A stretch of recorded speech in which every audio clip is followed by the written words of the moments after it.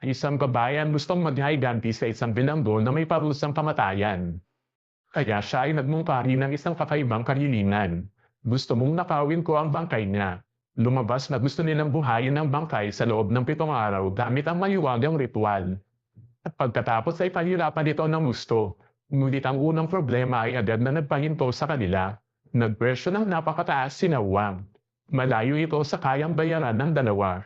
At madali kayong mag-ipon ng pera. Wala ng oras. Bumalik tayo 3 taon na ang nakalipas. Si Wang Weijun ay bumalik sa Taipei para ayusin ang papeles na medikal na pag-uwi ng anak na babae. Ngunit bago pa man siya makapasok sa bahay, napansin niyang nagbago ang password ng pinto. Ang nangalikabok ang loob ng bahay. Parang matagal nang walang nakatira. Pumasok ang asawa sa banyo para maligo. Ngunit naamoy niya ang mahina ngunit kakaibang pabango. Tahimik niyang binuksan ang bag ng asawa. Sa loob ay may resibo ng credit card. Ngunit ang pangalan ng may utang at tirahan ay pawang hindi niya kilala. Kinuha niya ang cellphone ng asawa at biglang naalala ang password ng pinto. Nakita niya ang mga malalamang na mensahe at litrato ng asawa kasama ang ibang babae. Tuluyang nawala ng pag-asa si Wang Weijun. Sumakay siya ng taxi papunta sa tirahan sa credit card. Inabang pinindot niya ang doorbell. Ngunit walang sumasagot. Sa halip na umalis, sinubukan niyang ilagay ang fingerprint ng asawa. Sa loob ng silid, natagpuan ni Wang Weijun ng babaeng nasa litrato ng asawa. Ngunit mas ikinagulat niya na may anak na silang dalawa. Ngunit nanatili siyang tahimik dahil ang gastusin sa ospital ng anak ay sa asawa pa rin manggagaling. Bumalik tayo sa kasalukuyan. 3 buwan nang walang ibinibigay na pera ang asawa. Nasa hangganan na ng pagkabaliw si Wang Weijun. At ang mas mahirap tanggapin para sa kanya ay, ang anak na babae ay dating isang YouTuber. Mayroon siyang daan-daang libong tagahanga. Umabot sa mahigit 10 milyong dolyar ng Taiwan ang donasyon ng mga taga-suporta. Ngunit sa oras na iyon iminungkahi ng asawa na itigil ang damutan at gamitin ang pera para sa negosyo sa Taipei. Dahil patay na rin naman ang mamamatay tao, dapat daw nilang magpatuloy sa buhay. Tahimik na pinanasan ni Wang Weijun ang sugat sa likod ng anak. Ngunit nang makita niya ang pagkasuklam ng asawa, tuluyan na siyang nagpasya. Sa tingin ko tama ka, dapat na rin tayo magpatuloy. Nagpunta silang dalawa sa isang restoran. Habang puno ng pag-asa ang mukha ng asawa, pinigilan niya ang pagkasuklam at hiniling ng diborsyo. Agad namang pumayag ang asawa. Huwag kang magmadali, may ilang kondisyon pa ako. Pagkatapos noon, ibinato ni Wang Weijun sa mesa ang litrato ng anak sa labas. Biglang nagbago ang mukha ng asawa. Lumabas na ilang taon na nang lihim na inupahan ng isang pribadong investigador. At nakuha na niya ang lahat ng ebidensya ng pagtataksin. Pagkatapos ay inilahad ni Wang Weijun ang kanyang kondisyon. Gusto ko lahat ng pera mo pati ang bahay sa PNU. Sa pangalan niya ang bahay, hindi siya papayag. Papayag siya dahil isa na rin siyang ina ngayon. At para sa anak niya, kaya niyang isupo ang lahat. Kailangan ipakita ito sa abogado. Wala akong oras para hintayin ang desisyon niyo. Pirmahan mo ang kasunduan ngayong gabi at lagyan ng fingerprint. Narinig mo ba? Hindi nagpadal natapos na nila ang diborsyo. At sa wakas nakalikom siya ng sapat na pera para sa pagnanakaw ng bangkay. Buti na lang si Wang ay tao ng gawa papalit ng bayad. Kinagabihan, ang bangkay ni Zhang Shikai ay pinalitan sa loob ng punerarya. Isang walang laman na kabaong ang itinulak papunta sa krematoryo. Kasunod nito, ibinuhos ang mga taungan ng gatas pulbos sa urn ng abo at tinakpan ito ng abo ng ibang tao sa ibabaw. Ngunit ang maginang tuso ay walang napansin na kakaiba.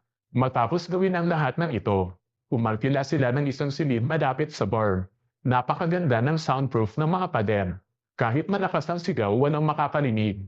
Naghanda si Wang Weijun ng maraming pampakalma upang maiwasang sumigaw si Zhao Shikai sa araw. Pagkatapos ay nagkunwaring magpaparenovate. Bumili siya ng maraming kagamitan at handa na ang lahat.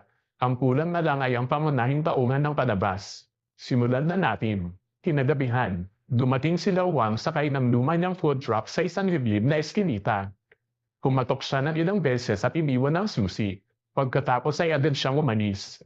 Agad nilang binuksan ang trunk ng sasakyan upang hindi mabulok ang bangkay. Nagyayelo si Zhao Shikai sa loob ng yelo ngunit biglang may malakas na pagkatok mula sa labas ng sasakyan. Isang lasing ang dahilan.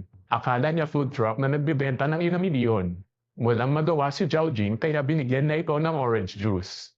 Ngunit gusto ng lasing ay malamig na inumin. Pilit niyang huwag matuka at kumuha ng ilang pirasong yelo mula sa tabi ng bangkay.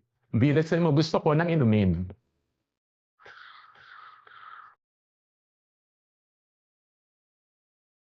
Salamat na. Hindi na sila nag-aksaya ng oras, agad nilang pinaandar ang lumang sasakyan at nagtungo sa labas ng lungsod.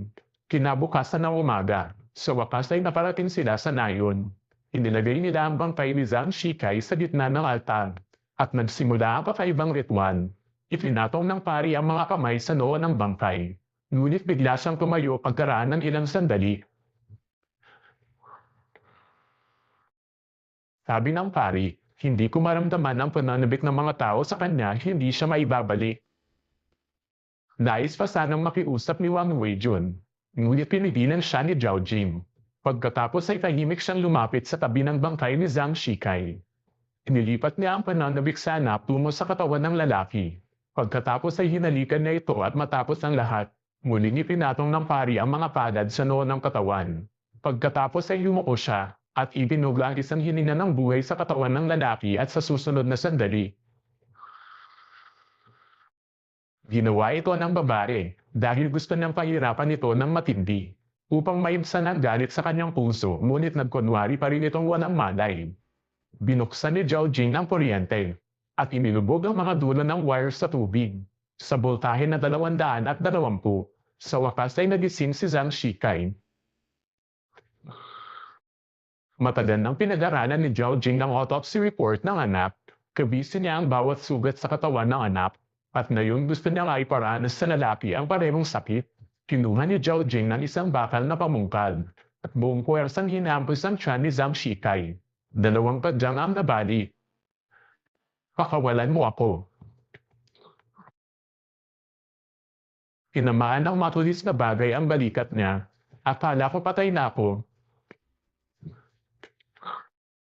Nang makita iyon, kinuha ni Wang Weijun ang electrode. Dahil sa kuryente ay hindi na ito nakalaban. Galit na galit si Zhao Jing at kinuha ang kutsilyo at sinaksak ng malalim ang balikat ng lalaki. Sa sobrang takot, aksidenteng nahulog ni Wang Weijun ang electrode sa balde ng tubig. Dahil sa matagal na short circuit, halos hindi na makayanan ni Zhang Shikai ang sakit. Ngunit pati ang kuryente ay halos masira na rin.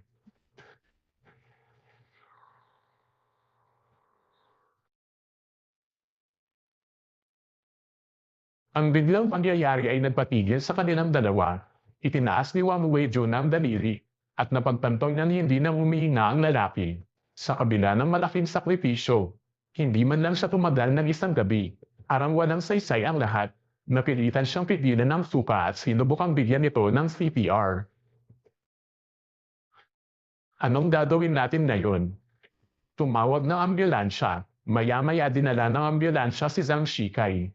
At nilinis nilang maigi ang lugar.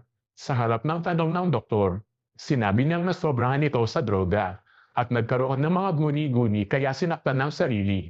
Kaya ganito ang naging itsura niya. Ngunit biglang may dumating na polis para saratin ng inspection. Pati ang ambulansya ay kinailangang huminto, ngunit biglang.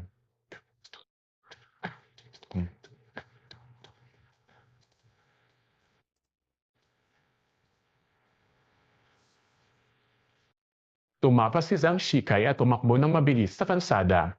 Hinahabol siya ng mga pulis sa likuran.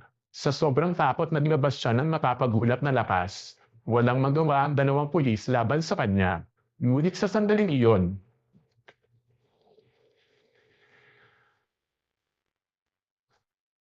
kahit ganoon pa man, si Zhang Shikai ay parang ipis na hindi namamatay. Patuloy siyang tumayo at tumakbo palayo sa lugar. Hinabol siya ni Zhao Jing hanggang sa dulo ng daan ng bigla. May narinig siyang kakaibang kanuskos sa paligid. Maingat siyang pumasok sa makipot na eskinita. At sa susunod na saglit,